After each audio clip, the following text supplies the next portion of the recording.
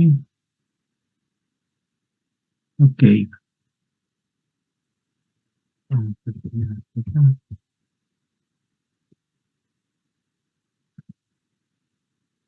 Muy bien, buenas tardes con todos.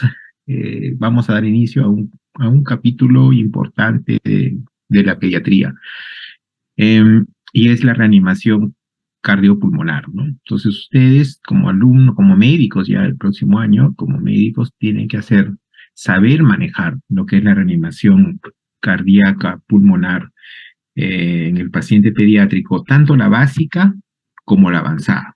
En verdad, todos deberíamos, toda persona debería tener conocimientos de reanimación cardíaca, cardiopulmonar básico, ¿no? Todos.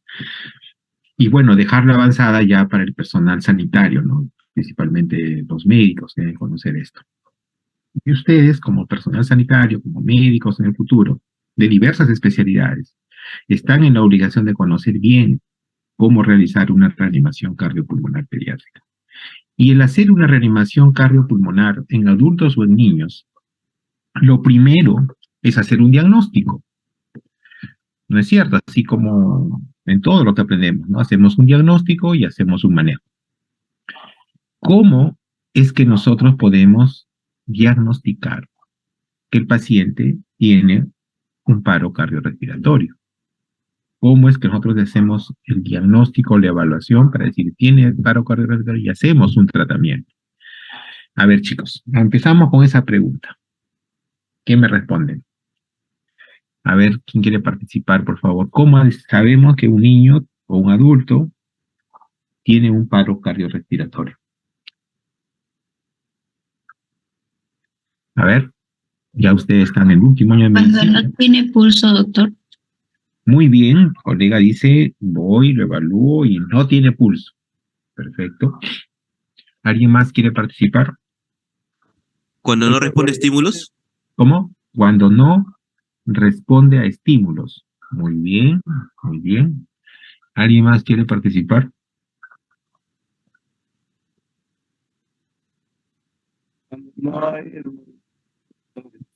¿Cómo?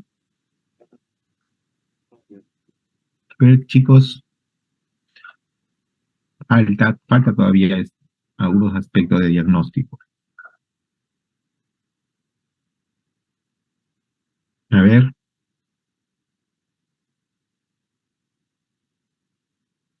Doctor, ¿vendría a ser cuando no tiene pulso ni respira? No respira, no tiene pulso, no responde a estímulos, me dijeron. Exactamente. Entonces, cuando quiero diagnosticar paro cardiorrespiratorio, necesito evaluar los 3 órganos y sistemas más importantes en la vida o para la vida. El aparato cardiovascular, el aparato respiratorio y el sistema nervioso central. Esos 3 elementos son fundamentales para mi evaluación y yo poder decir, este paciente tiene un paro cardiorrespiratorio. No respira o respira en forma irregular, agónica. 2, no hay función cardíaca y la función cardíaca se evalúa con el pulso. No necesito un estetoscopio. No se requiere. Requiere solamente las manitos, palpar y definir si hay o no función cardíaca activa, que la voy a hacer mediante la evaluación de la onda del pulso. Y 3, función neurológica. ¿Está despierto o no está despierto? ¿Responde o no responde a estímulos? Evaluación del sistema nervioso central. Entonces, con esa evaluación, que es rápida, yo inmediatamente acercas y lo primero que haces es estimular al paciente, ¿no? Tocarlo, hablarle en voz fuerte, preguntarle cómo se siente o decirle qué te pasa, tocándolo, estimulándolo, con sonido, con tacto. El paciente no responde. Si el paciente no responde, recién voy a evaluar la parte cardiorrespiratoria. Porque si el paciente me responde, obviamente hay función cardíaca, ¿no? Si me responde, sí, doctor, ¿qué pasa? Bueno, evidentemente hay función cardíaca y está respirando. Entonces, si no responde, inmediatamente valorar cómo está el pulso y si está ventilando o no está ventilando. Para valorar el pulso necesito mis manos, no necesito estetoscopio. Y la valoración del pulso tiene que ser en un lugar que corresponda a una arteria grande, más cerca al corazón, que me permita no tener errores. Ya veremos en qué arteria se recomienda tomar el pulso.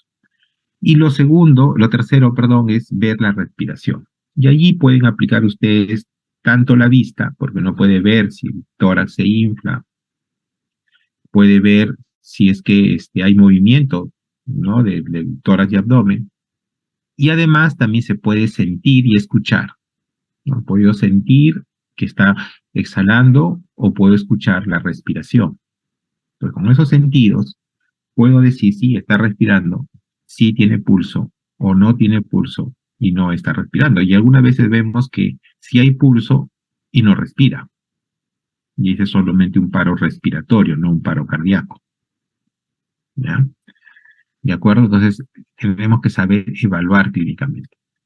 Un aspecto importante, entonces, es la valoración correcta del pulso.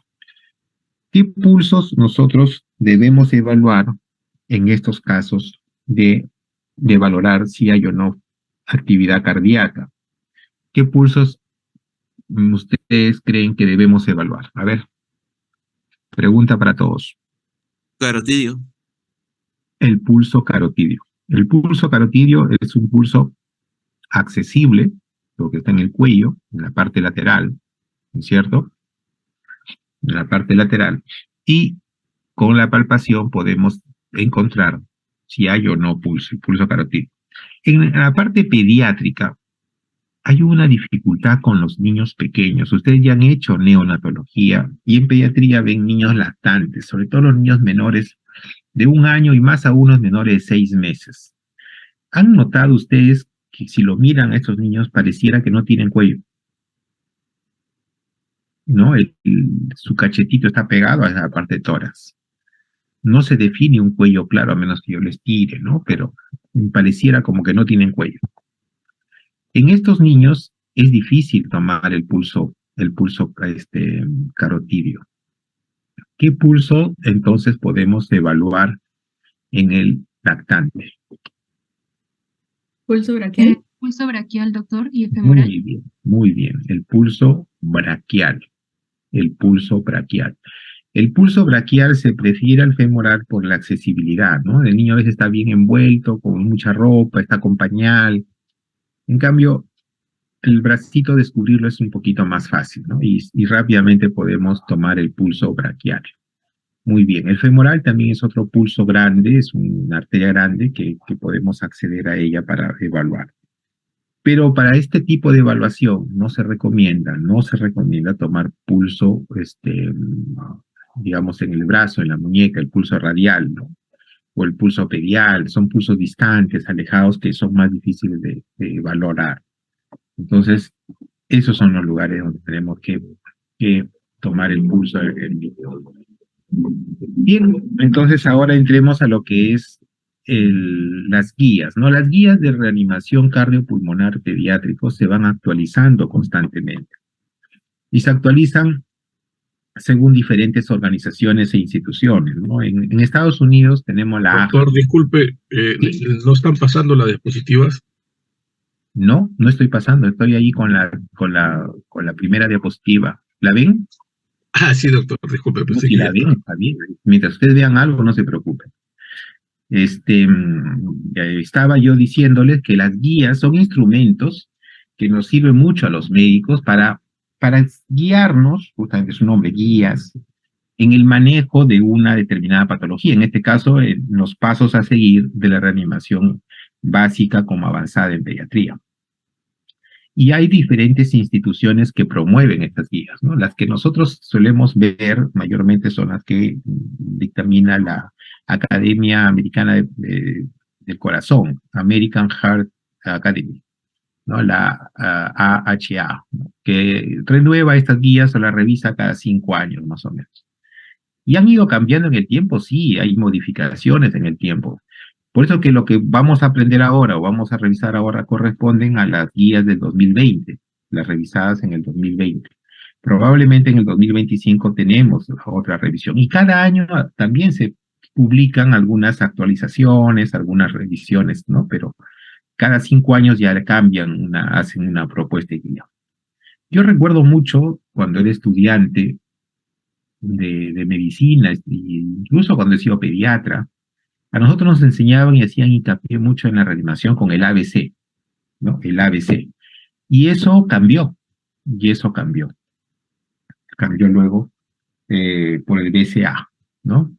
Entonces, nosotros tenemos que ir viendo a la luz de la evidencia. ¿Hay diferencias entre el paro cardíaco del niño y del adulto? ¿Ustedes qué piensan? Ustedes han visto ya adultos. Vamos a empezar a ver a niños ahora. Entonces, cuando yo hablo de adultos, de que ustedes ya han hecho todo el curso de adultos, ¿cuál es la causa principal del paro cardíaco en adultos? Chicos. El infarto agudo de miocardio. ¿Cuál? El IMA, infarto El agudo de infarto de miocardio. miocardio. ¿Qué más? O sea, es el infarto de miocardio y trastornos del ritmo cardíaco del corazón. Es decir, la causa del paro cardíaco en adultos primariamente es una alteración cardíaca. El corazón está fallando. Por un infarto, por un trastorno del ritmo, lo que fuera, el corazón falla, porque está viejo, en fin. En el niño, en el paro cardíaco del niño, ¿cuál es el principal problema? ¿Qué es lo que lleva al paro cardíaco del niño? Ustedes ya han hecho neonatología. Ya pueden responder esa pregunta. ¿Insuficiencia respiratoria, doctor? ¿Cómo? ¿Insuficiencia respiratoria? Muy bien, muy bien. El paciente pediátrico mayormente hace paro cardíaco no por un problema inicial cardíaco, no por un infarto, no por un trastorno del ritmo cardíaco.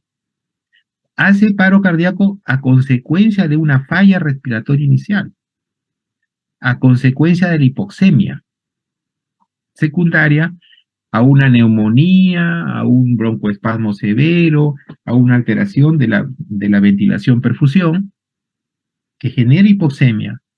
Ese corazón trata de dar más oxígeno latiendo más rápido, también requiere más oxígeno y finalmente la hipoxemia termina ya agotando el corazón y genera paro cardíaco.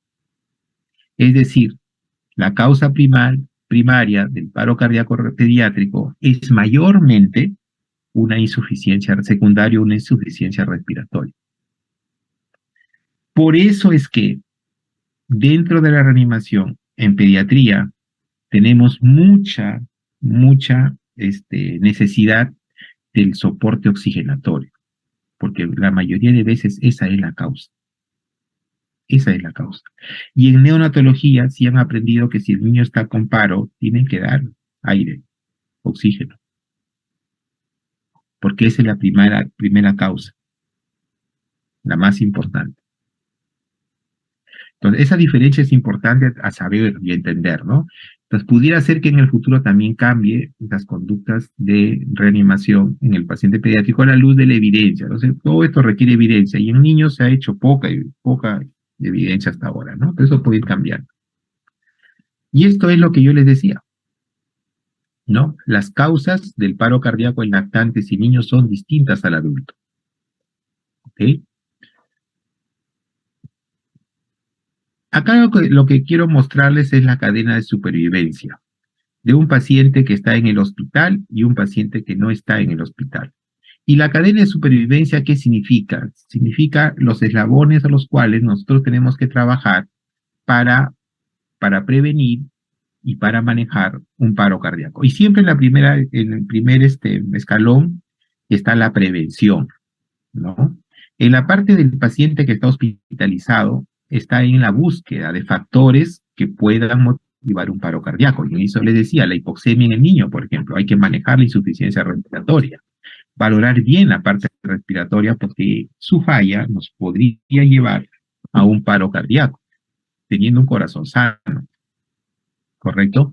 Producido el evento, lo que primero se debe hacer es siempre alertar, activar el sistema de emergencia, un sistema de respuesta inmediata. En los hospitales, cada servicio tiene un protocolo que siguen apenas se produce un paro cardíaco. Ustedes van a escuchar muchas veces en algunos hospitales los famosos códigos, y ahí empiezan o producido un evento en pediatría, por ejemplo, la enfermera toma conciencia de eso con el médico interno y dicen, este paciente está en paro. Empiezan a actuar, pero tienen que activar el sistema de emergencia. Entonces, alguien tiene que llamar a la central para comunicar que en pediatría, cuarto piso, hay un paro cardíaco. Entonces, en bocinas se comunica al hospital, al equipo que va a dar una respuesta inmediata, pero nadie pues, va a llamar paro cardíaco en pediatría, entonces usan códigos. Y mayormente los códigos van de código amarillo, por ejemplo, que mucho recuerdo como interno, que significa paros respiratorios. Código amarillo, cuarto oeste, código amarillo, alguien hace paro respiratorio en el cuarto oeste. Y muy cerca escuchábamos código rojo, cuarto oeste, código rojo, cuarto oeste. Y ya sabíamos que hay un paro cardíaco. Y en la unidad de cuidados intensivos hay un equipo de respuesta inmediata para estos eventos. Entonces, el equipo que está a cargo de guardia en ese momento inmediatamente corría al lugar del evento para dar la reanimación básica. Y ya la básica había empezado, ya para dar una reanimación avanzada, probablemente a este paciente. Y muchas veces eso quedaba ahí y estábamos todos felices, ¿no? Porque si escuchábamos el siguiente llamado, capellán de turno, cuarto oeste, capellán de turno, cuarto oeste, bueno, ya sabíamos cuál fue el desenlace de ese evento por el cual fueron llamados, ¿no? Entonces, esa es más o menos lo que nosotros manejamos. Y el RCP de alta calidad empieza en el lugar donde se produce el evento y con las primeras personas que lo atienden. Entonces, por eso digo que en el hospital, el personal de salud, el interno, ustedes como internos, tienen que empezar a hacer RCP y eso tienen que saber hacer bien un RCP. Luego ya viene el equipo que les digo de UCI y hace una reanimación avanzada, sale del paro y va a cuidados post-paro, ¿no? Y finalmente podría ir a recuperación, o sea, una terapia de recuperación. Ese es el manejo del paro cardíaco intrahospitalario. Y el extrahospitalario es muy similar, solo que la diferencia está en que en el extrahospitalario debemos de tener medidas preventivas, ¿no? Por ejemplo, si vamos a ir en buses o en autos, tienen que ir los niños con cinturón de seguridad, con sillas especiales para niños, para que ante un choque se proteja a ellos y no lleguen a un paro. Y el resto de eslabones son los mismos, ¿no? Son exactamente los mismos. ¿Qué significa soporte vital básico o reanimación cardiopulmonar básica? Lo básico significa que nosotros vamos a utilizar en la reanimación nuestras manos, lo que tenemos con nosotros. No requerimos más que un equipo que se ha implementado últimamente, que es el DEA, ¿no? El desfibrilador automático. El desfibrilador automático, sí se está promoviendo que se use en la reanimación básica, o sea, lo utilicen personas que no son médicos en cualquier lugar donde se produzca el evento, ¿no? Y es por eso que los aeropuertos, los estadios, donde hay reuniones masivas, debe haber desfibriladores. Los supermercados, los moles deben tener desfibriladores. Y ustedes pueden verlos en algunos lugares. Porque ante un evento que ocurra, este desfibrilador nos va a ayudar. Vamos a verlo luego cómo, ¿no? Y acá vamos a empezar la primera parte, que es la reanimación del paciente pediátrico. Y en pediatría nosotros tenemos un grupo de niños que se llaman lactantes. Los lactantes, no voy a hablar de neonatos, porque neonatos es todo un tema aparte que lo están viendo con sus profesores de neonatología.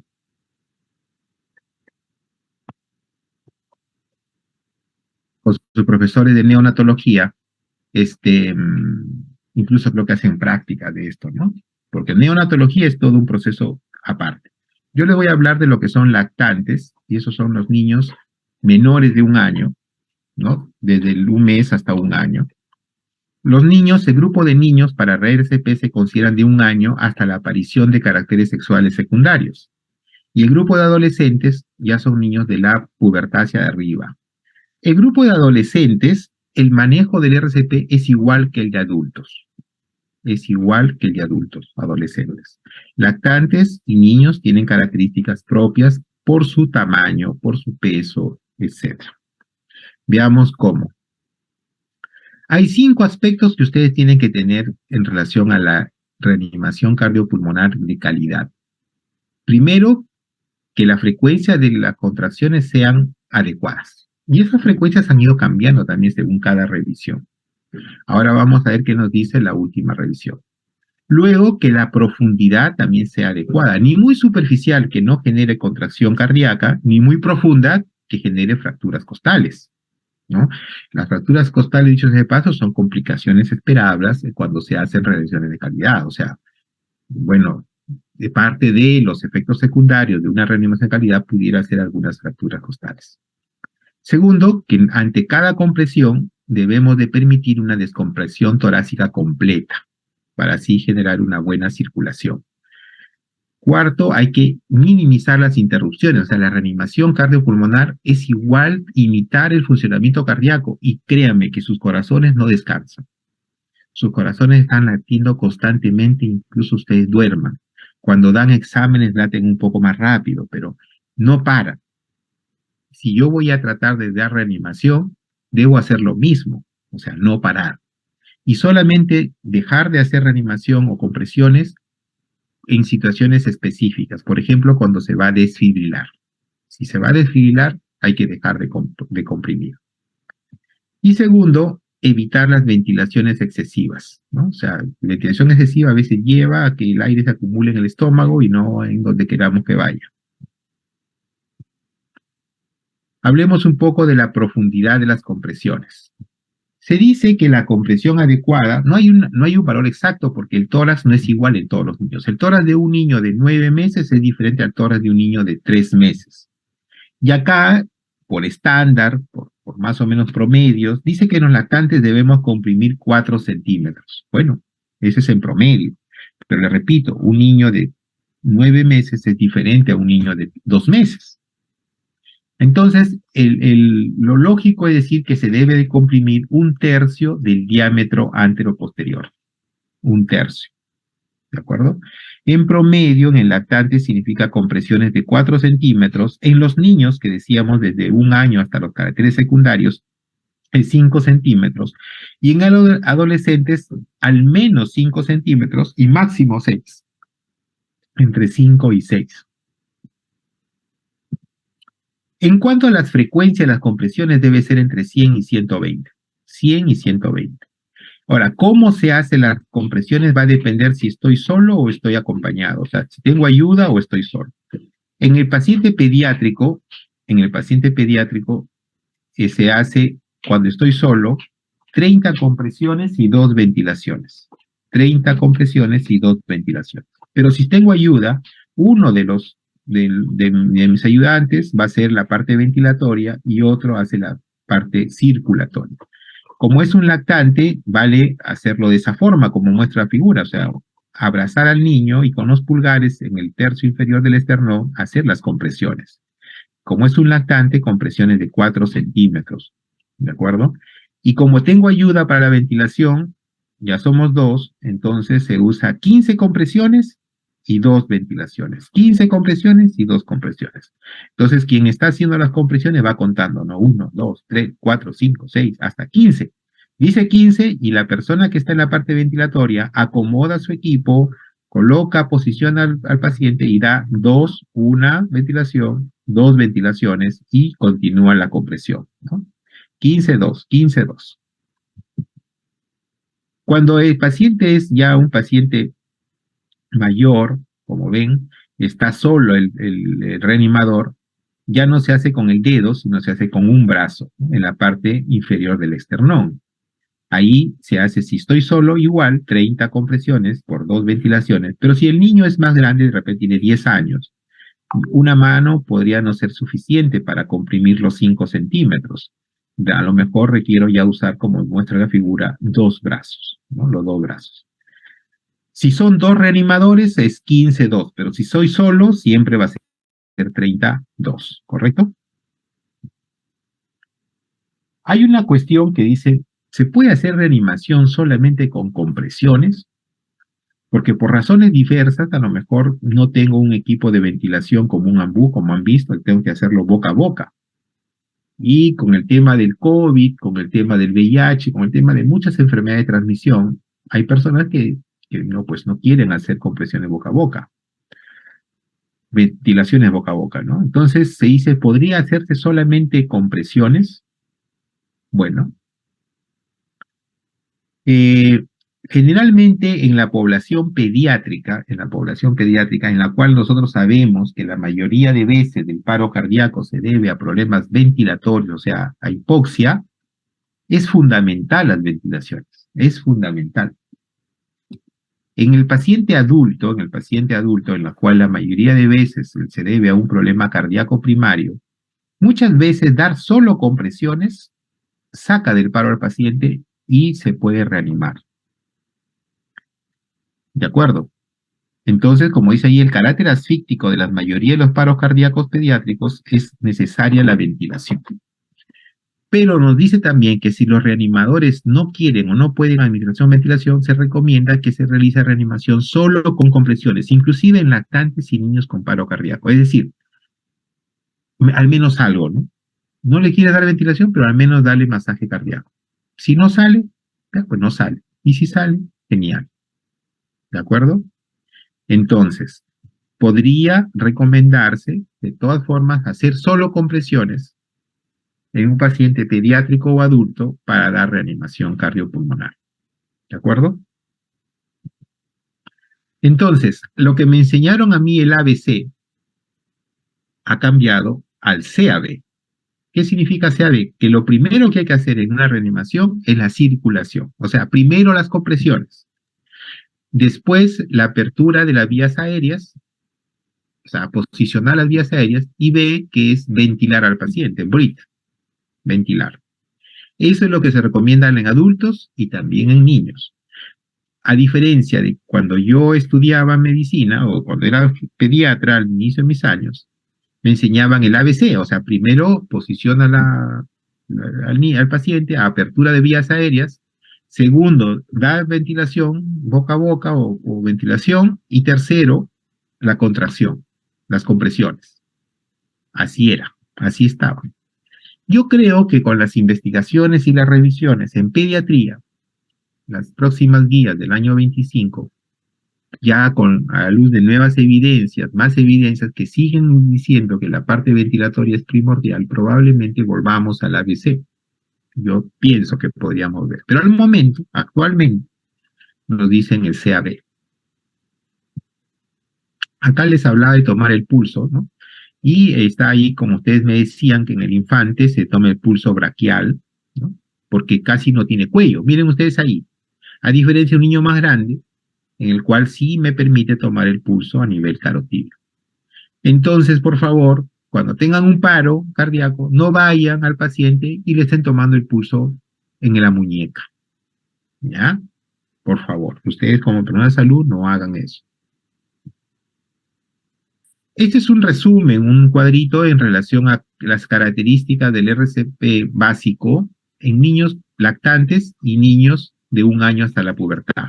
Y he dividido esos dos porque básicamente es lo que es pediatría. Cuando ya son pubertad para arriba es lo mismo que para adultos, ¿no? Y ahí está claramente que les dice que si son 2 rescatistas, la compresión es 15-2, pero si solo hay un rescatista es 30 compresiones y 2 ventilaciones. Eso es importante conocerlo, ¿no? Verificar el pulso, como está allí, y también les dice que en el niño puede ser carotidio o puede ser el femoral, ¿no? El que tengan el mejor acceso. Cuando es un lactante, la compresión cardíaca se hace con los dedos, ¿ok? A nivel del esternón, o con los 2 pulgares si es que son 2 rescatistas.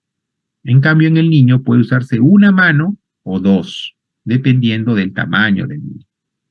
¿De acuerdo? Y ahí también le remarca la profundidad. La profundidad está como pulgadas, pero 1.5 pulgadas en el lactante equivale más o menos a 4 centímetros y 2 pulgadas es más o menos 5 centímetros. ¿De acuerdo? Entonces, siempre que usted vea, es el primero en ver un paciente que tiene un paro cardíaco, lo primero que tiene que hacer es activar el sistema de emergencia. Porque si usted no activa el sistema de emergencia, se va a quedar solo con el paciente y no va a poder avanzar más. En cambio, si activa el sistema de emergencia, hay gente que va a venir en apoyo y probablemente requiera una reanimación avanzada con el equipo de ambulancia que estaría llegando. Entonces, cuando tenemos un solo rescatista, si solamente estoy solo, pues lo primero que hacer es diagnosticar, ¿no? Y para eso golpeamos el hombro, le hablamos en voz alta. Si no responde, evaluamos si respira o no. Y si no responde y no respira, o respira con dificultad, hay que pedir ayuda, activar el sistema de emergencia y valorar si hay pulso o no. Y la valoración del pulso no debe demorar más de 10 segundos. En 10 segundos, tengo dudas, consideren que no tiene pulso y trabajen como si fuera paro cardíaco. Si no hay pulso o no está seguro, se inicia la reanimación. Como estoy solo, es 32. Se hace cada 2 minutos, se reevalúa si hay o no pulso. Y si es que llega un DEA o alguien alcanza un DEA, hay que manejar el DEA. Y siempre manteniendo el RCP. El DEA es un equipo que se coloca parches, 2 parches, ¿no? En la parte anterior del tórax o anterior y posterior del tórax, y el mismo equipo hace una lectura del ritmo cardíaco, de la actividad eléctrica cardíaca, y determina si es un ritmo desfibrilable o no es un ritmo desfibrilable. Si el equipo detecta que es desfibrilable y se aconsejamos hacer una descarga, ustedes hacen la descarga. O el equipo dice no, se recomienda descarga, y ustedes siguen con su reanimación. La diferencia cuando son 2 rescatistas es que al inicio uno se va a activar el sistema de emergencia o a buscar un DEA. El primero que queda empieza como si estuviera solo, pero cuando viene el otro rescatista ya trabajan de a 2, ¿no? Y la forma de coger el tórax es como ustedes ven en la figura. Cuando están ahí 2, ya son 15 compresiones por 2. ¿De acuerdo? Ahora, durante la reanimación, yo puedo colocar un dispositivo avanzado para asegurar la vía aérea. ¿Y cuáles son dispositivos avanzados para asegurar la vía aérea? A ver, ¿quién me dice para ver si no se durmieron? ¿Qué dispositivos avanzados conocen ustedes de asegurar la vía aérea? ¿A qué me estoy refiriendo?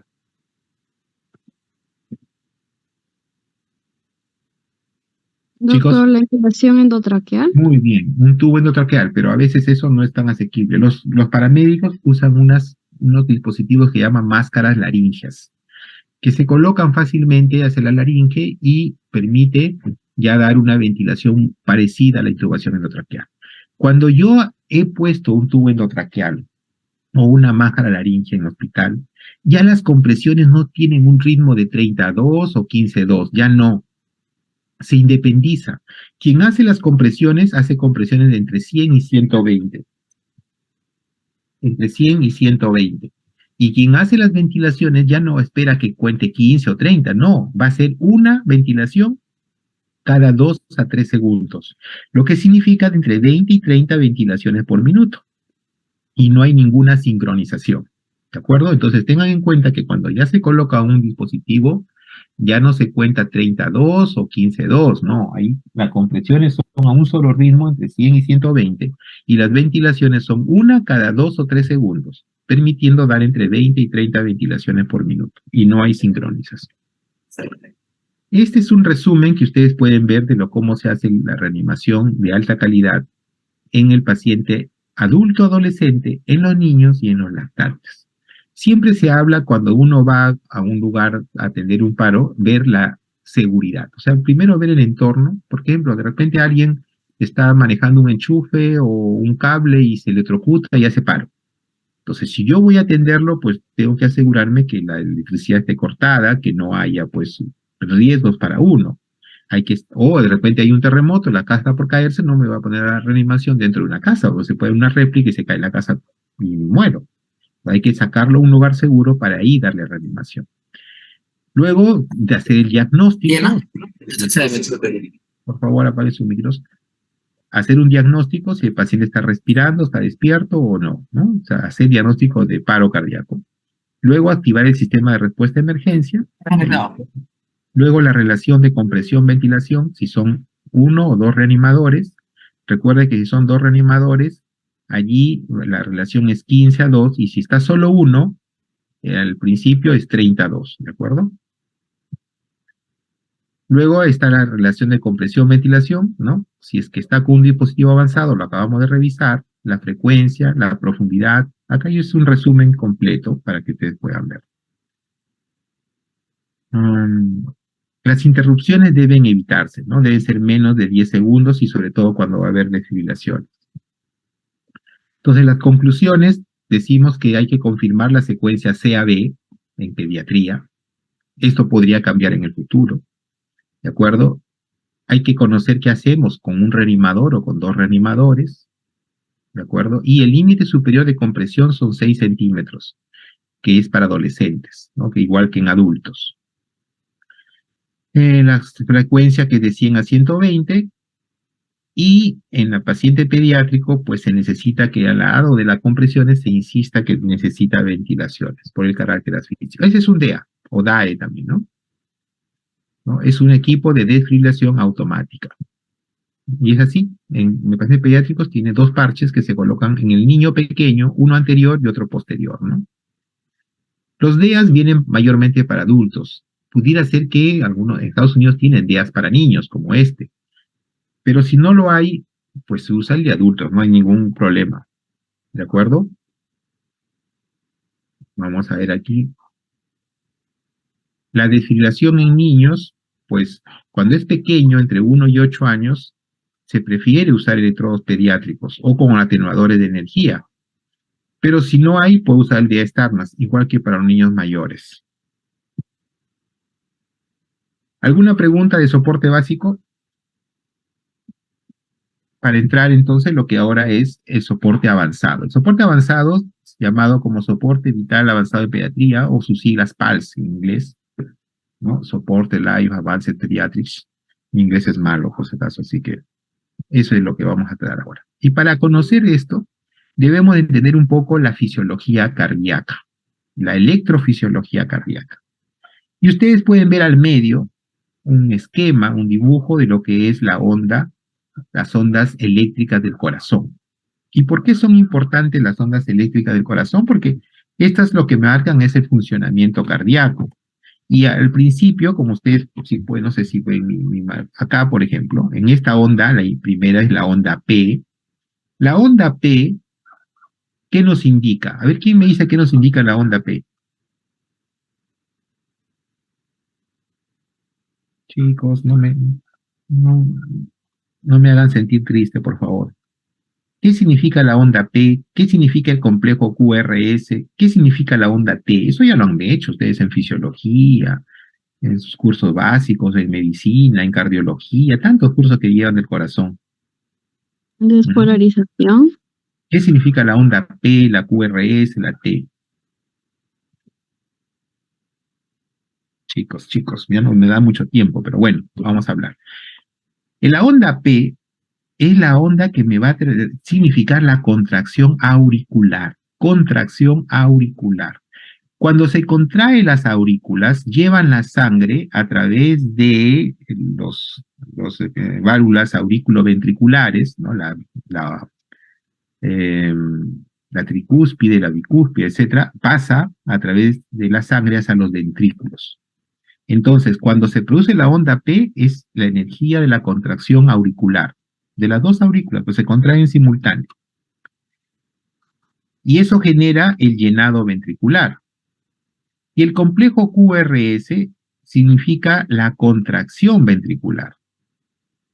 La contracción ventricular. Y la onda T significa la relajación ventricular. Su contracción es el QRS y la relajación ventricular es la onda T. Y esto nos sirve, el electrocardiograma nos sirve para marcar el ritmo. Pero ¿qué ocurre si de pronto ven ustedes un ritmo como el que está aquí arriba? Vean ustedes este ritmo de arriba, totalmente caótico.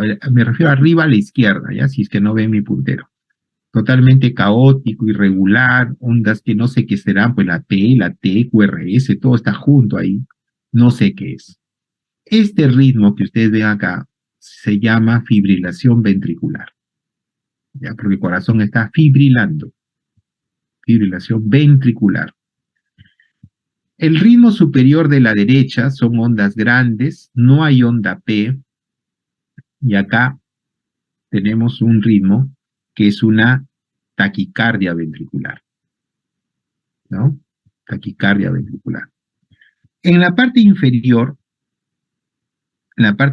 ustedes pueden ver un ritmo que está bastante lento, ¿no es cierto? ¿Alguien me puede decir la frecuencia cardíaca de este paciente? ¿Qué frecuencia cardíaca tiene?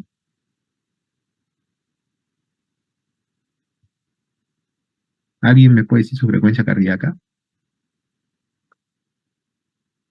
Más o menos, se acordarán ustedes por EKG, o estudios EKG que se hace. Yo lo que hacía es contar de entre puntitas y puntitas cuántos cuadraditos hay. Acá hay 1, 2, 3, 4, 5, 6, casi 7 cuadraditos. Entonces yo divido 300 entre 7, más o menos me sale 45 por ahí. Entonces esto es una bradicardia. El paciente está con bradicardia. Y este último, abajo a la derecha, lo que tengo es una línea. No hay actividad eléctrica, es una línea. Y a esto se llama asistolia. No hay actividad eléctrica. No hay. Entonces, es bueno conocer si mi paciente está con un cuadro de taquicardia, en este caso una taquicardia ventricular, una bradicardia severa, una asistolia, o está con una fibrilación ventricular. Muchas veces los pacientes, como el este de abajo a la izquierda, esta bradicardia, pueden ir sin pulso. O sea, yo tengo un niño que no tiene pulso, pero le hago un electrocardiograma y encuentro esta actividad eléctrica. Y se llama, si no tiene pulso, se llama actividad eléctrica sin pulso. Actividad eléctrica sin pulso.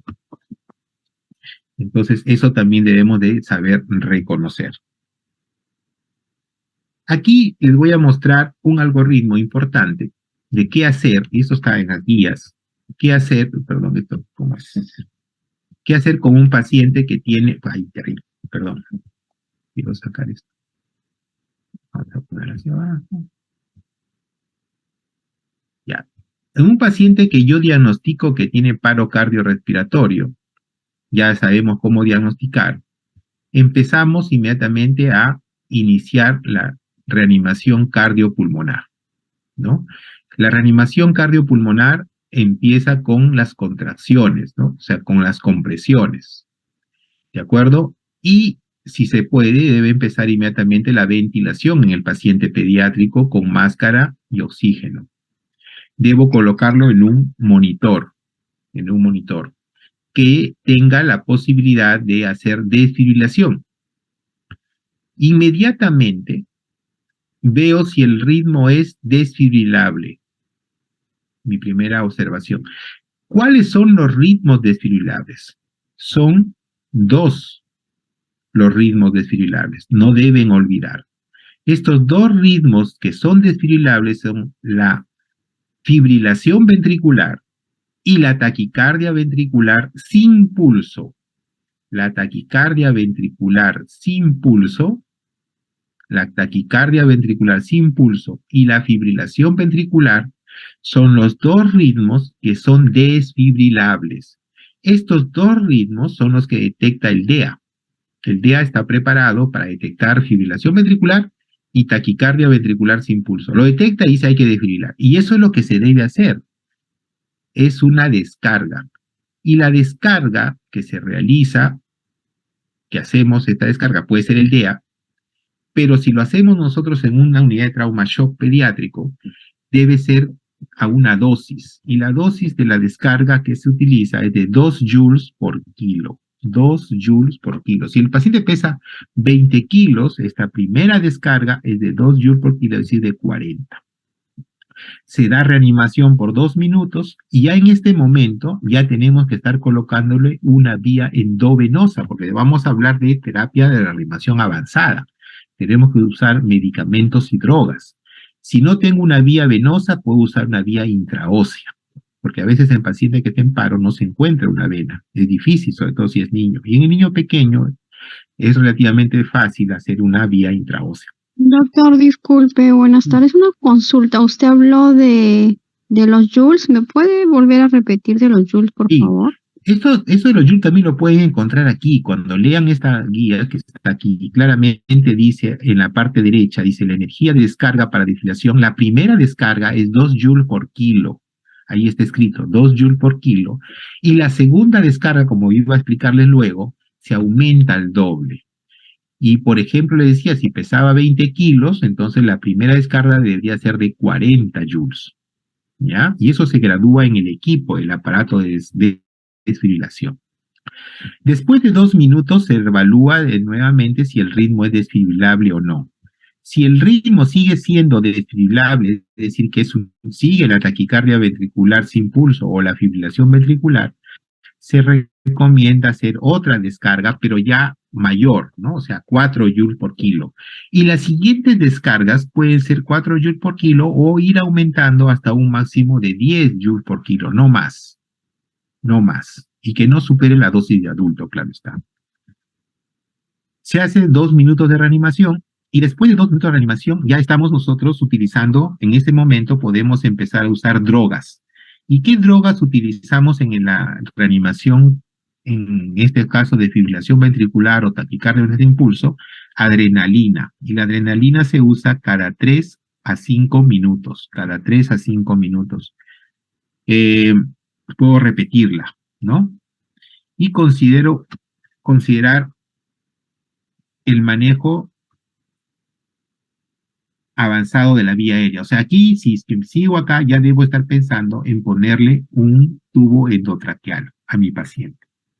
Seguimos valorando si es desfibrilable o no, y si sigue siendo desfibrilable, seguimos con la descarga, que puede ser 4 o más joules por kilo, con un máximo de 10.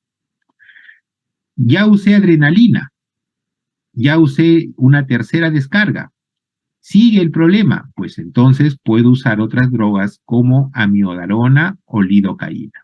Las dosis de amiodarona o lidocaína, ustedes la van a ver a la derecha también. Ahí están dosis, por aquí debe estar la dosis, ¿no? Está la dosis de amiodarona, está la dosis de lidocaína y también está la dosis de adrenalina.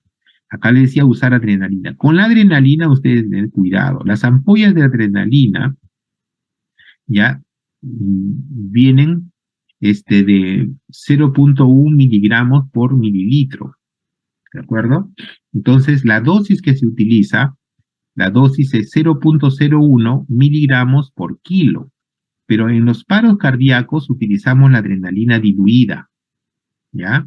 Utilizamos una adrenalina diluida de 1 en 10, ¿de acuerdo? Y la dosis es 0.1 mililitros por kilo de peso de una concentración de adrenalina al 0.1 miligramos por mililitro, a 0.1 miligramos por litro. La dosis máxima a utilizar es de 1 miligramo. Y esto se va a repetir cada 3 a 5 minutos, ¿de acuerdo? Y puede usarse por vía intraósea. ¿Qué más? En algún momento, tenemos que valorar si existen causas reversibles que estén impidiendo que mi paciente salga del paro, ¿no? Si ya hice una descarga, 2 descargas, 3 descargas, tengo que valorar qué causas pueden estar dando que no mejore. Entonces ahí vienen las causas reversibles. Tengo que ver si mi paciente está hipovolémico. El paciente hipovolémico no va a salir del paro si yo no le doy volumen, ¿no? De repente requiere incluso, hay pérdida de sangre, necesita recuperación de sangre, transfusión de sangre. Si hay hipoxia, tengo que ponerlo con oxígeno. Si hay acidosis, ya he hecho un AGA, hay acidosis, tengo que corregir la acidosis. Si hay hipoglicemia, tengo que darle glucosa. Si hay trastornos del potasio, ¿no? Manejar el potasio. Si hay hipotermia, abrigarlo. También ver las T. Las T significa tensión, por ejemplo, neumotoras a tensión. Si hay neumotoras, tengo que poner una aguja descompresiva. Si hay un taponamiento cardíaco y requiere una descompresión cardíaca. Si hay toxinas, si hay una trombosis pulmonar o trombosis coronaria. Entonces son las causas reversibles que pueden ser manejadas.